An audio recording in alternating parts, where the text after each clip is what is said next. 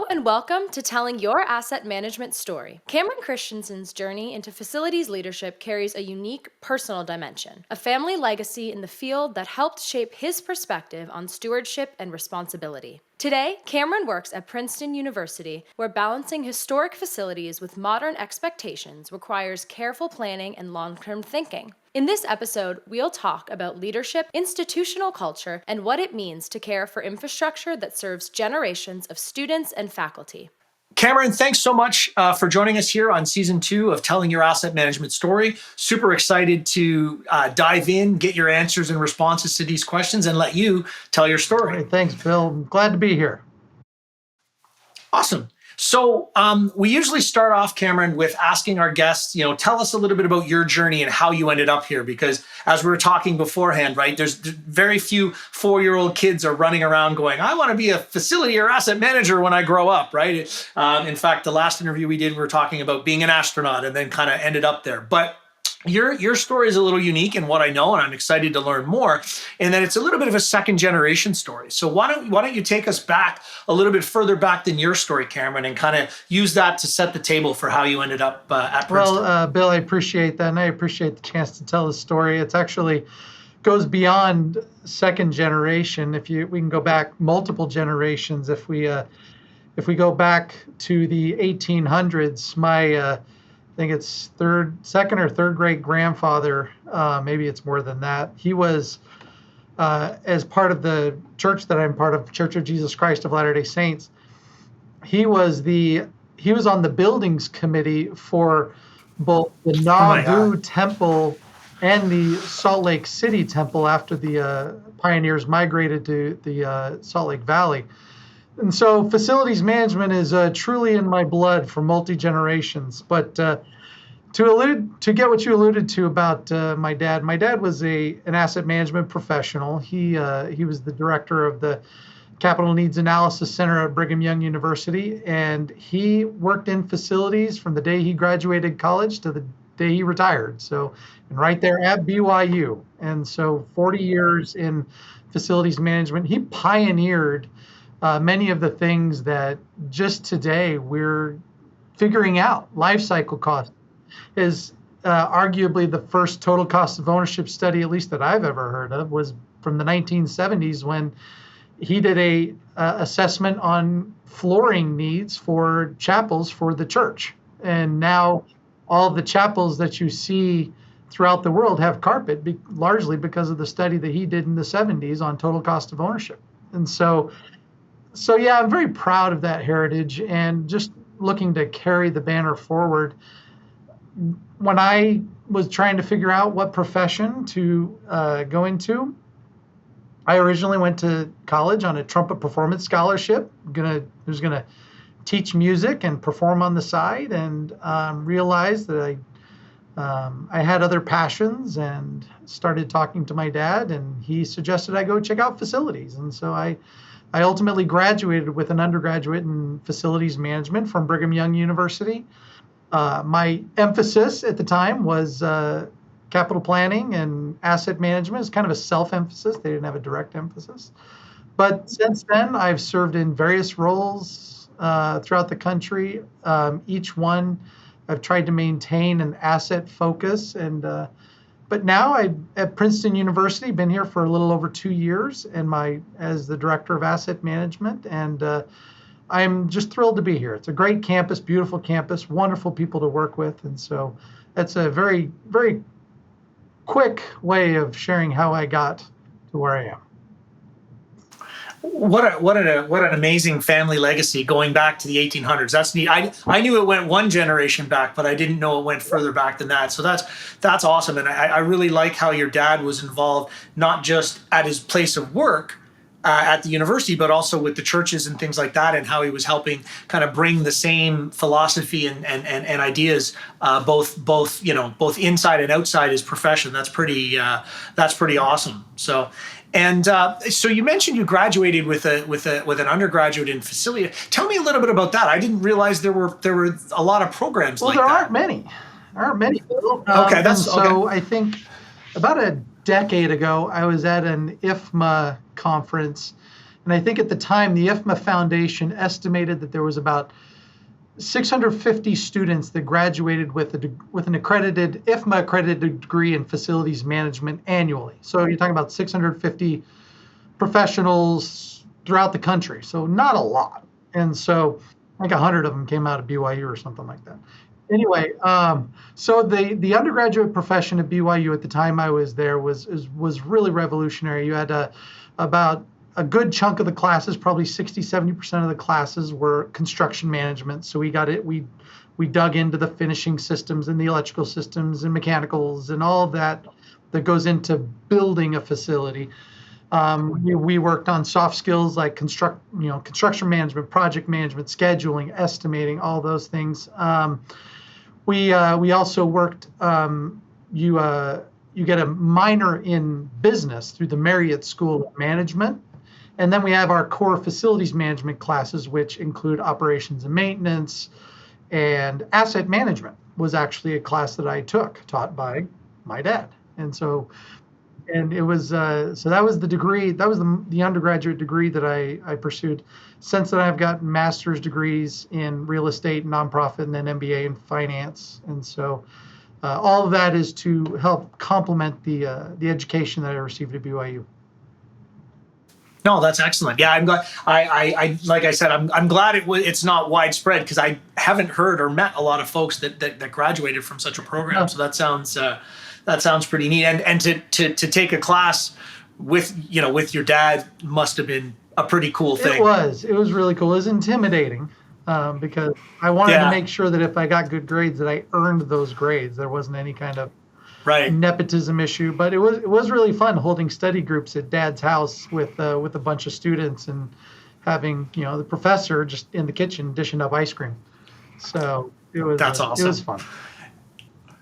Yeah, my mom taught at the high school I went to, but she taught girls phys ed. So as hard as I tried, I couldn't get into her class. So I never had the honor. So,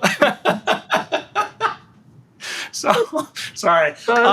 So you mentioned a little bit about Princeton and your time there. Can you, for those that don't know, I mean, I think everybody knows Princeton, but probably not Princeton facilities and facility and asset management perspective. Can you tell us a little bit about your portfolio and what you're managing and that sort of thing, just to give everybody a peek behind the veil that is the Princeton behind brand. the orange curtain? Yeah, no, it's fine. My role is actually in facilities operations. And so I work very closely with the operational units, building maintenance, building services, campus grounds. We have a site protection group that does fire life safety, engineering, campus energy, and our small projects group. So we've got a lot of units within operations that maintain the buildings, the built environment for Princeton.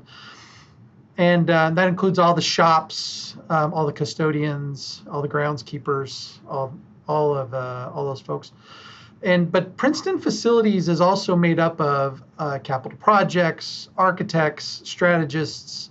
We have our finance group, our IT group, all supporting the work that we do. And I think we're up over 900 individuals just in facilities under our vice president, Q Wong. And so it's a really great group of folks, a lot of collaboration, a lot of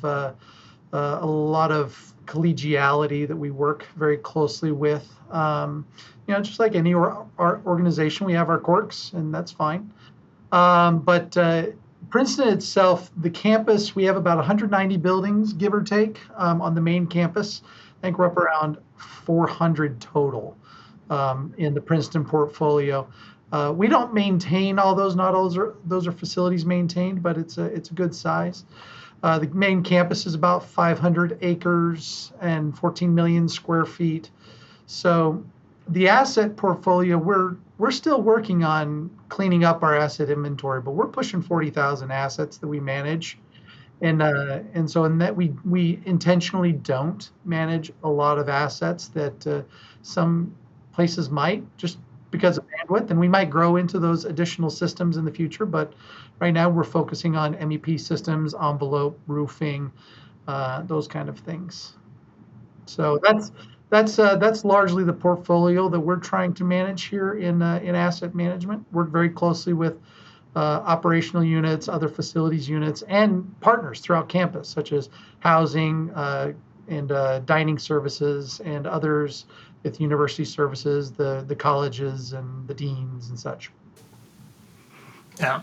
Well, I think it's really good that you've sort of said, look, we're going to manage the asset data set that we can manage today. It doesn't mean we're not going to evolve and grow over time, but it sounds like you found your data sweet spot, as I like to call it, because I see a lot of folks sometimes they overshoot and they end up with this monster. So being cognizant of going, hey, look, you know what, we're going to keep this manageable, I think is a smart decision, that so you don't end up overwhelming the capacity of your organization, even though it's a very big organization.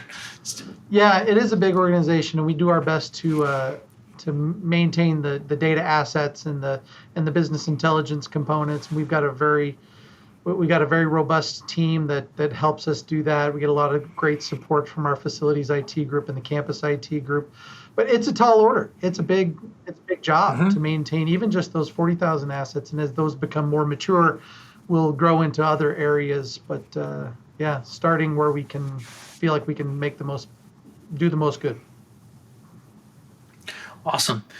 Well, you've touched on a lot of the different departments and things like that you're collaborating with, whether it's your own department or collaborating with those other departments, which is also great because it doesn't sound like you're bumping into too many silos. But when you look out at the campus and at your specific responsibilities, what are the top 3 challenges that you see for your portfolio, for your team and your responsibilities, and how are you tackling those today? Yeah. That's a great question, Bill. And just as any organization, you mentioned silos. We have silos.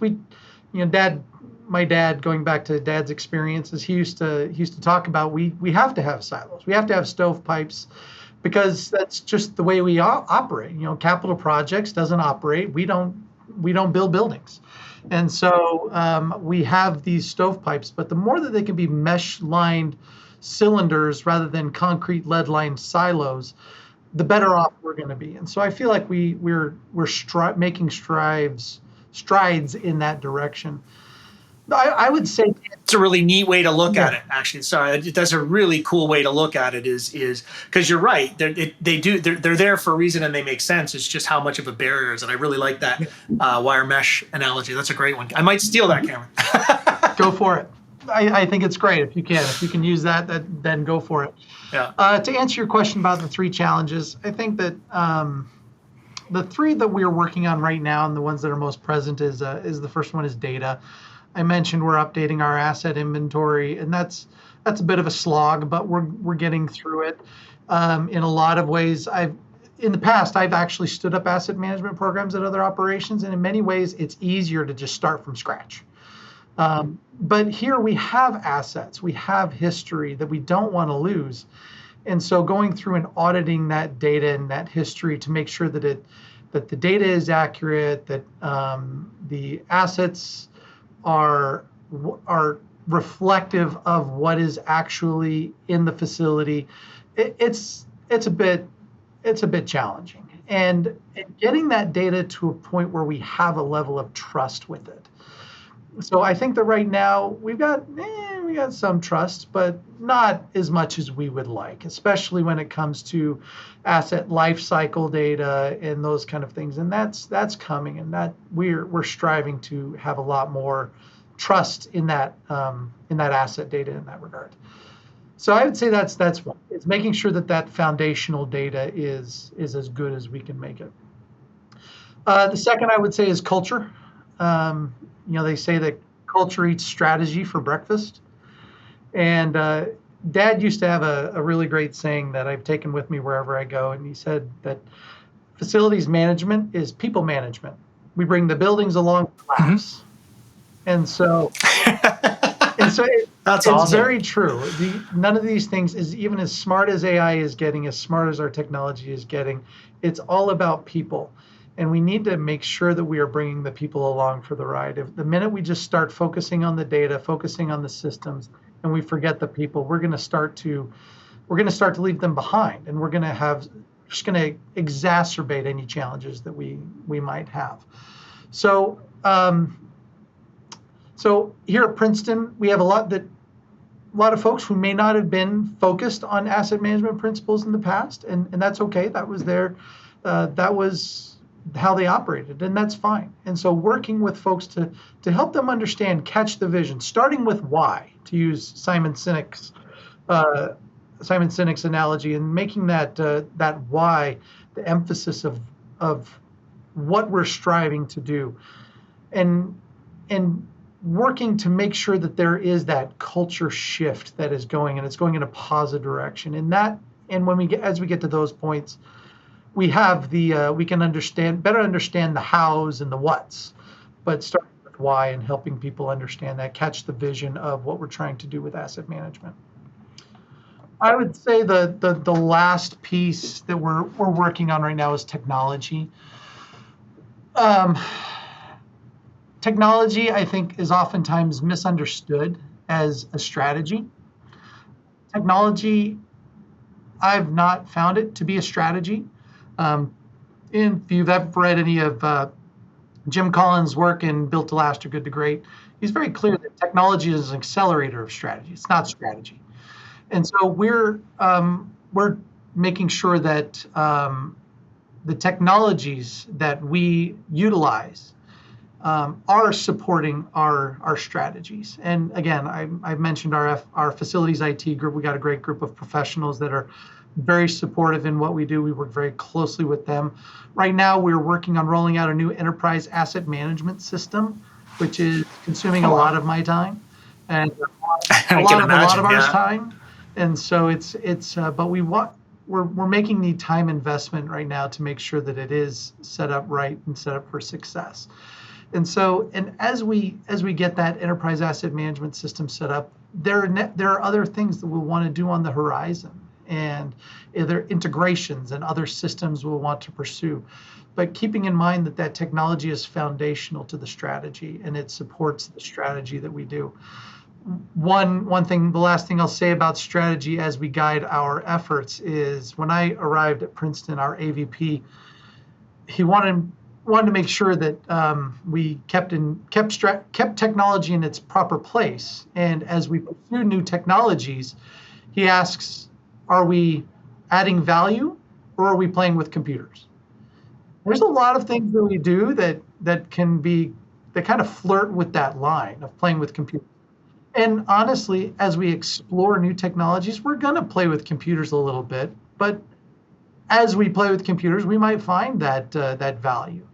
And so, but we always try and make sure that whatever we do with technology, we're adding value, and that's what we're striving for. And so, I would say, to answer your question, those are the three areas that I would say we're kind of focused on right now in asset management, and in addition to all those foundational elements of supporting the operations and collaborating with our colleagues on ensuring that our buildings and assets are optimized for performance of supporting the Princeton mission.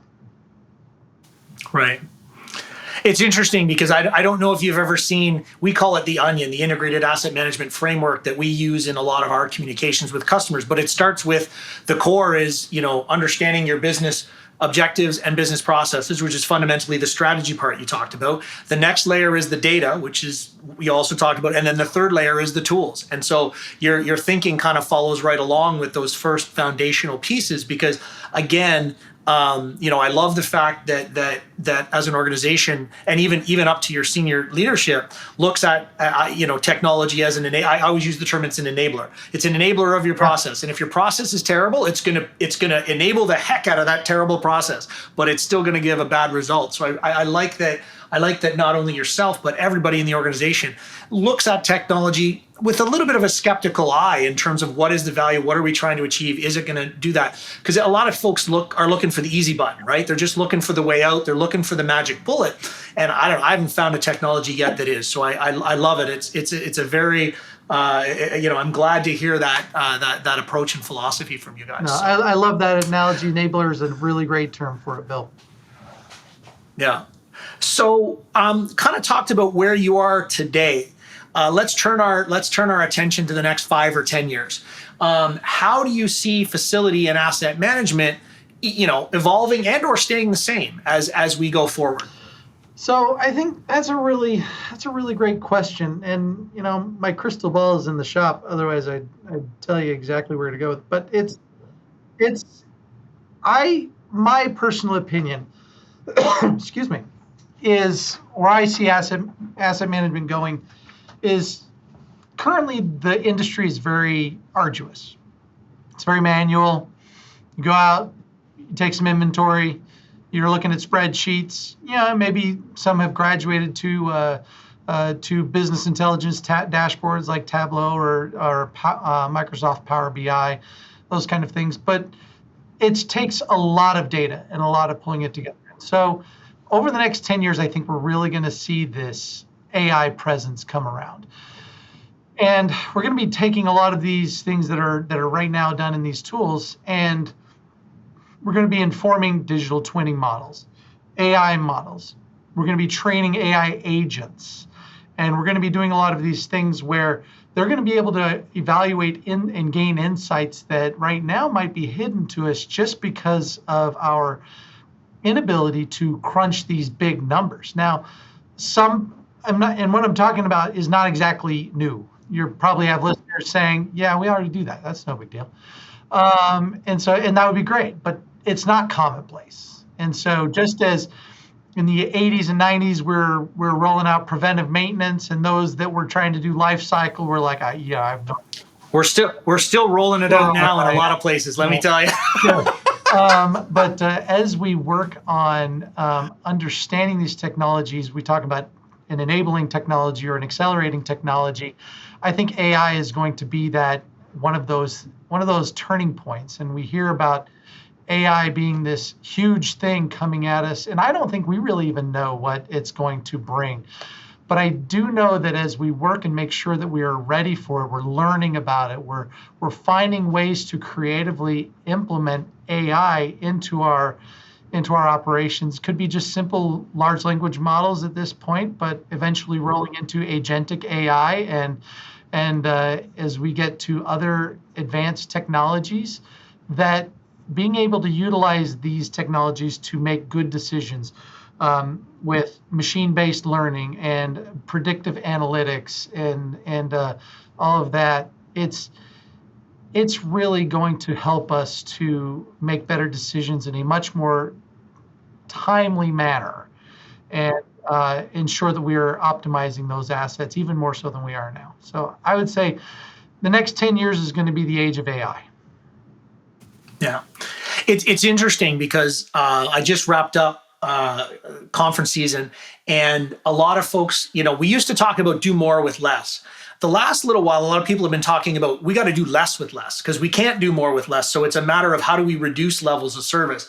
I think AI has an opportunity to bring us back to at least doing more with less, right? Because doing less with less, that's kind of depressing from my perspective, right? It's like, okay, well, what should we be doing that we just simply can't afford to do?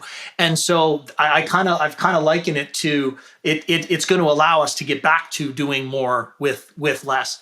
But again, I totally agree. Like, I don't think anybody who says they know what it's going to do and how it's going to impact things like with clarity, I think they're kidding themselves. And they might have a good idea today based on what we know today. Yeah. But as this technology continues to evolve and grow, I've just tried to study up on it as much as I can, and I don't even think we're seeing the tip of the iceberg, let alone the whole iceberg. But I think the important thing to keep in mind is, as we were talking about before with technology, the strategy is not changing. We're not moving off mission. The goal is to support the campus community in the work that they do, their educational pursuits, their residential pursuits, athletics, whatever they're trying to do is support that community, making sure that the facilities and the assets are optimized for performance. We're replacing them in a way that is effective and efficient. We're not wasting funds. We're being good stewards of our resources. AI is just going to be the tool, the accelerator, the enabler of that strategy. But the strategy is going to remain essentially our same core values. It's going to continue and perpetuate. AI is just going to be another very big tool in our toolbox. Yeah. No, that's a great way to look at it, and certainly not losing sight of the core values and the vision is super important. Cameron, you mentioned when you were talking about your dad and the study that he did back in the 70s, you mentioned total cost of ownership a little bit. I'd like to just dive a little bit deeper into it because I know that that's an area of passion for you and you're doing some work in that. Are you able to talk a little bit about kind of your idea, your vision, even just the concept of what you consider total cost of ownership? Because it's one of those things that it's like sustainability. It means many different things to many different people. So I'd love if you could share a little bit on that, just because I think it's really, kind of forward thinking what the work that you're doing. And I think it's in conjunction with APA too, right? Thanks, Bill. A little bit is. We've, going back a few years, about almost 6 years ago now, we published the first ever standard on total cost of ownership. It was about a 3-year effort, and it started. Dad was one of the steering committee members, and he unfortunately passed away while we were working on it. But it was his passion as well, and so he kind of again instilled a passion in me. But we got a group of very smart people together, and we really explored this idea of what is total cost of ownership, and we were looking to try and define it and build a model. And in part one, we came up with 13 principles with regards to what are the foundational elements of total cost of ownership. And then we proceeded on to develop part two, which is kind of an implementation guide. How do you do it? And then there was some data elements built after that helped folks to understand the data side of it. And that really, it's gotten a little bit of a reception. We had the bad luck of publishing it about a minute before COVID. So no one really looked at it. That's unfortunate. It was very unfortunate Right. timing. And so right now I'm working with others, the two remaining members of the steering committee and others to explore how can we revive this idea. And as we go around, we talk to other APA members and others throughout the facilities industry. Some of them are familiar with the standard, and they've even read it or even have a copy of it, but they're not quite sure what to do with it. And so we're trying to demystify it quite a bit. And one of the questions that I'm researching that you and I have spoken about is there's a lot of times we understand someone will make a good effort into standing up asset management or total cost of ownership. And an element of research that I'm particularly focused on right now is how do we make it stick? Oftentimes you get that program executive or that project champion, and they move on, or another leader comes in and isn't as gung-ho about it, and it goes out the window, or it evolves into a shadow of what it was. And so I'm working with a lot of individuals, having a lot of good conversations with folks like yourself, honestly, in that conversation we had a couple months ago at IRAPA. But understanding what has been done and what should be done to help make it stick, help make it more ingrained in the culture of the organization. Talking to folks that have done this for 40, 50 years, like folks at BYU, Brigham Young University, and others that have done it maybe more recently in their understandings. So we're trying to figure out what is going to help folks understand this a little bit more effectively and make resources available to them to utilize this really excellent strategy. A lot of people believe total cost of ownership is a cost-cutting strategy. It's not. It's a cost-aware strategy. And so even though folks might be looking at it to cut costs in their organization, just understanding that walking into this, when you cut the ribbon, that's only a part of your cost.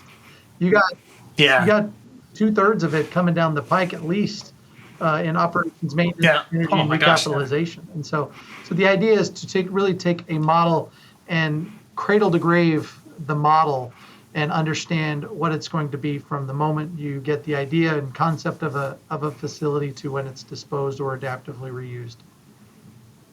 Yeah. It's interesting actually, because I never really thought of it as a cost. I've always looked at it as, I would call it a cost optimization strategy, not a cost cutting strategy.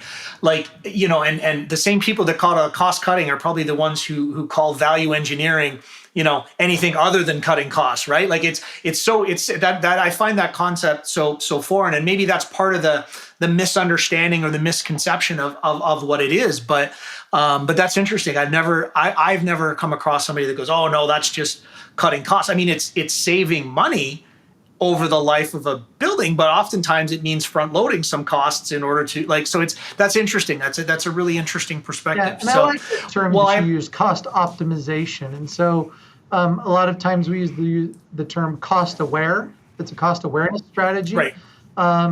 And some folks still make the decision for a higher total cost of ownership element because that's more in line with their mission. Maybe they want to have a nicer facility, Absolutely. or they want to have this thing over that is a little bit higher total cost of ownership. But at least you're aware of that and you're making that decision eyes wide open. And so cost optimization, cost aware, I think that's a really great way of looking at it. No, that's great. Well, and thanks for sharing that idea, because I do think that, again, whether it's AI enabled or anything else, I do think that the idea of looking at total cost of ownership, looking at assets holistically, again, not just looking at cost, recognizing, hey, as you said, based on our mission, based on what we're trying to do, we know we're going to spend more money, but we still want to, even if we're going to spend more, we want to optimize it over the life of the building and make sure we're not spending more money today that's going to cost us even more money tomorrow because of maintainability and all of these other things. So I hope that, and maybe AI can enable this in a way, in that there's a level of complexity to the thinking and the calculations and things like that. Can AI help simplify that and make it more easily digestible for someone who isn't an expert? I don't know. Maybe we'll see. I mean, only time will tell. But I think there's a possibility there of helping to streamline the thinking and the analysis potentially through AI. So yeah, we'll see. Exactly. There are some really interesting things that some of the colleagues that I work with are doing with AI and total cost of ownership. So yeah, it's going to be an exciting time to see what AI can do for TCO. Absolutely. Excellent. Well, Cameron, thanks so much for sharing your dad's story, sharing your story, sharing Princeton's story a little bit. Any last thoughts or anything you'd like to leave our audience with before we wrap it Bill, up? I just really appreciate the time to tell the story. I think the more we talk about these principles, the more that they're out in the universe, the more people get excited about them and they come to the table with good ideas. Like Dad said, it's all about people management. It's about relationships and having great conversations with someone like yourself or others that they breed ideas. And it's really that whole rising tide lifting all ships. And so we're just keeping the conversation going, Bill. I really appreciate what you're doing here. No, I thank you very much for your time. I know you've got a lot of things on your plate and everything else like that. So I know my audience will get tons of value out of this. I thank you for your time, and yeah, hopefully we can keep the conversation going. Thanks, Bill. Appreciate it.